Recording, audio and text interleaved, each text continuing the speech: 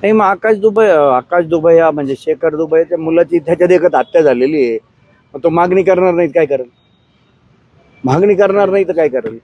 Shekhar Dubai मागणी करणारच ना. आणि मागणी मग पक्ष प्रमुखाकडे नाही करायची तर मग कोणाकडे करायची? म्हणून त्यांनी ती मागणी केलेली आहे पक्ष प्रमुखांकडे. सागर बेग आहेत, त्यांनी असाही आरोप केला की प्रकाश चित्ते बरोबर जे आहेत ते 2 मकोक्याच्या गुन्ह्यातला आरोपी आहे. माझ्याबरोबर कोण आहे मकोक्याच्या गुन्ह्यातला? माझ्याबरोबर कोणी नाही मकोक्याच्या गुन्ह्यातला. पण ज्या पद्धतीने तुमच्यावर आरोप झाले, माझ्यावर काय आरोप करणार? माझा या श्रीरामपूर तालुक्यात, महाराष्ट्रात, नगर जिल्ह्यात, भारतात माझी 1 गुंठा जमीन नाही. 1 गुंठा. माझा जो व्यवसाय आहे तो ट्रक, माझ्याकडे 2 ट्रक आहे. त्या ट्रक चालतात माझ्या. एवढाच माझा व्यवसाय आहे. आणि अशा सगळ्या अवाढव्य श्रीरामपूर तालुक्यातल्या साखर सम्राटांच्या विरोधात, जिल्ह्यातल्या साखर सम्राटांच्या विरोधात जर बोलायचं असेल तर तुम्हाला स्वतःचा पैशाचा स्रोत हा वैध ठेवावा लागतो. त्याशिवाय तुम्हाला बोलता येत नाही. आणि हा माझा संघर्ष गुंडगिरीच्या विरोधातला नाही तर या काँग्रेसवाल्याच्या विरोधातला हा काही आजचा नाही आहे. त्याच्यामुळे माझ्याबरोबर एकतर कोणी अवैध लोक राहतच नाहीत. आमचे कुठले उठले पाटे उद्योग नाही. आणि त्यामुळं आमच्या आवाजाला धार आहे. आमचा आवाज कोणी दाबू शकत नाही. नैतिकता आहे आम्हाला, त्याच्यामुळे नैतिकता प्राप्त झालेली आहे. आणि आम्ही कधी श्रीमंत होण्याचा प्रयत्न केला नाही. आता ह्या प्रकरणामध्ये सगळे पक्ष एकत्र झालेले आहेत. तुम्ही पक्ष बाजूला ठेवलेला आहे. आमदार ओगलेंवर देखील आरोप झाला आहे. त्याच्यानंतर इतर नेत्यांवरही होते. काय आरोप झाले? ओगले जे आहेत ते बंटी जहागीरदार प्रकरणामध्ये त्यांच्या मांडीला मांडी लावून बसले. निवडणुका लढवताना ते त्यांच्या पाठिंब्यावर निवडून आले. अशा पद्धतीने त्यांनी एक आरोप केला की आता असं आहे, नागरिकांना पोहोचलं. हे बघा 1 मिनिट. आता असं आहे की आकाश दुबैया हा हिंदू आहे.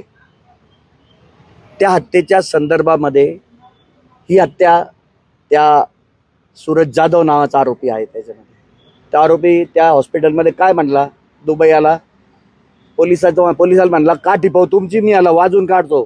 आणि माझा दाजी महाराष्ट्राचा बाप आहे. काय म्हणला? माझा दाजी महाराष्ट्राचा बाप आहे. याचा दाजी कोण? गोरखजेदे. हा गोरखजेदे कोणाचा भाऊ आहे? सागर बेगचा मावस भाऊ आहे. अलग लक्षात. मेलेल माणूस कोण आहे? ज्याचा खून झाला दुबई, तो हिंदू आहे ना. आता एका हिंदू माणसाची हत्या झालेली आहे. आम्ही आलो एकत्र सगळे लोक. त्या पार्श्वभूमीवर या श्रीरामपूर शहरामध्ये हिंदू गुंडांकडून हिंदू समाजालाच त्रास आहे ना. हिंदू समाजाला त्रास आहे. आज आम्ही भगव्या टोप्या घातल्या, सारा हिंदू समाज गोळा केला ना आम्ही. सगळ्या पक्षाचा विषयच नाही, हिंदू समाजच गोळा झाला या हिंदू लोकांच्या गुंडगिरीच्या विरोधात. दुबैयाच्या खुनामुळं दुबैया निमित्त आहे. पक्ष विषय नाही हो याच्यामध्ये. पक्ष हा विषय नाही, हिंदू समाज गोळा झालेला आहे. 4 दिवस झाले अनेक व्यापार बंद आहेत. काही पंचकृषीतले गावांनी देखील बंद पाळला. काय आव्हान आहे? कारण आता आज मोर्चा पार पडलेला आहे. नाही, याच्यामध्ये असं आहे, चहावाला असेल, मोठे मोठे हॉटेल उद्योग आहेत, मोठे मोठे कापडाचे दुकानं आहेत, हा सगळं सोनारांची दुकानं आहेत. साधारण 50-55 कोटी रुपयाचा रोज लॉस आहे. 50-55. काही हॉटेलचे धंदे डायरेक्ट 2 लाख रुपये हॉटेलचा गल्ला आहे एका हॉटेलचा. आणि त्याच्याकडे 50 लोक रोज काम करतात. त्यांचा पगार किती असेल? साधारण 55 ते 60 कोटी रुपयाचं रोजचं नुकसान आहे. 1.5-200 कोटी रुपये नुकसान झालेलं आहे या श्रीरामपूरच्या बाजारपेठेचं. पण कुणालाही आम्ही धमकावून बंद नाही आहे. चहावाला सुद्धा तो त्याची चहाची किटली घेऊन गावभर फिरू शकत होता, त्याला कोणी अडवलं नाही. पण लोकांनी स्वतःहून मनाने या हिंदू गुंडांच्या विरोधामध्ये बंद ठेवलेला आहे. हा उत्स्फूर्त बंद आहे. असा 4-4 आणि 5-5 दिवस दहशती जोरावर बंद चालू शकत नाही. लोक दुपारनंतर दुकानं उघडून टाकतात. दुपारनंतर इथं 4 दिवस कुठेही न फिरता आम्ही न फिरता दिवस सकाळी फिरलो आणि संध्याकाळपर्यंत आम्ही फिरलोच नाही, घरी जाऊन बसलो ना, तरी बंद राहिला ना. बंद मागे घेण्यात आलंय, सांगितलंय. पोलिसांनी काय आश्वासन दिलंय? कशा पद्धतीने पुढची कारवाई पोलीस करणार असा? हे बघा, पोलिसांनी या साऱ्या गुन्हेगारीचं 1 महिन्यात समूळ उच्चाटन करू असं आश्वासन दिलेलं आहे. समूळ उच्चाटन करू असं आश्वासन तो या ठिकाणी पोलिसांनी दिलेलं आहे. स्वतः SP त्या दिवशी दिलेलं आहे. परत आज आम्ही पोलीस स्टेशनमध्ये बसलो होतो त्याही वेळेला दिलेलं आहे. आणि म्हणून पोलिसांना काही वेळ देणं गरजेचं आहे. हे आंदोलन स्थगित नाही. हे बेमुदत आंदोलन परत कधी चालू होऊ शकतं आणि वेगवेगळ्या माध्यमातून हे आंदोलन चालूच राहील. त्याचं रूप बदलेल फक्त. आंदोलनाचं. माझ्या मुलाची माझ्या डोळ्यात देखत निर्घोष हत्या केलेली आहे.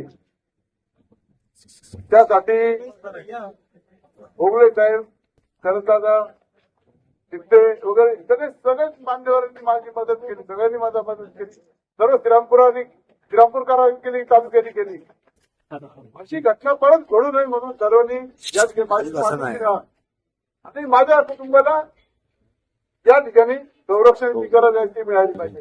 आता बरेच पत्रकारांनी मला विचारलं तुम्हाला काय वाटतं, तुमचं काय वाटतं का? अहो काय वाटतं का? आता एखाद्या बापाची मुलगा त्याची जर किरडी त्याचं जर काही त्याच्या खात्यावर जात असेल जगात त्यांच्यापेक्षा मोठं दुःख पुढे नाही.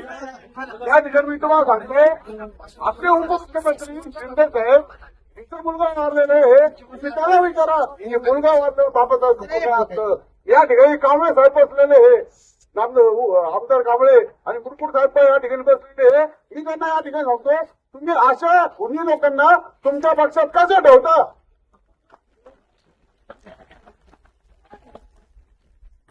एकनाथ शिंदे साहेब या राज्यात इतकं चांगलं काम करतायत, त्यांच्या कानापर्यंत पोहोचत नसेल ही तुमची जबाबदारी आहे. या खुंडाला खुनीला या शहरातून सगळीकडून हद्दपार करा, याचा इन्काउंटर करा, त्याला पक्षातून काढून टाका, एवढीच विनंती करू. 4 दिवसापासून श्रीरामपूरकरच्या सर्व जनतेने जी साथ दिली, सर्वजण आपण एकत्रित आलो तर त्याच्यामधून काय घडू शकतं याचं एक उत्तम उदाहरण आहे. इथं जात पात धर्म सगळे बाजूला राहिलेले. आज प्रत्येक जण या मोर्चामध्ये सहभागी झाला आहे. सरकारलाही त्याची दखल घ्यावी लागलेली आहे. सरकारने याच्या बाबतीत आम्हाला माहिती की आम्ही जी मागणी, आमचा जो भाऊ आहे आकाश दुबैया याचा जो परवा दिवशी निर्घुण खून झालेला आहे, त्याच्यामधून या सर्व टोळीवरती हे 3 जण सापडलेत, यांच्या नाही, या पूर्ण टोळीवरतीच मोका लागावा अशी आमची मागणी. आणि ही मागणी जोपर्यंत पूर्ण होत नाही तोपर्यंत आज हे बंदचं आंदोलन आम्ही तात्पुरतं स्थगित केलेलं आहे. फक्त बंद स्थगित केलेलं आहे, आंदोलन स्थगित केलेलं नाही. हे परत कान खोड मोकळं ठेवून सर्वांनी ऐकून ते फक्त बंद जो आहे तो बंद तात्पुरता आम्ही फक्त मागे घेतलेला आहे. पण तो आंदोलन हे वेगवेगळ्या माध्यमातून चालत राहणार आहे. जोपर्यंत आकाश दुबैयाला न्याय मिळत नाही आणि या टोळीवरती मोका दाखल होत नाही, या टोळीला इथून हद्दपार करत नाही, तोपर्यंत हे आंदोलन चालू राहणार म्हणजे राहणार.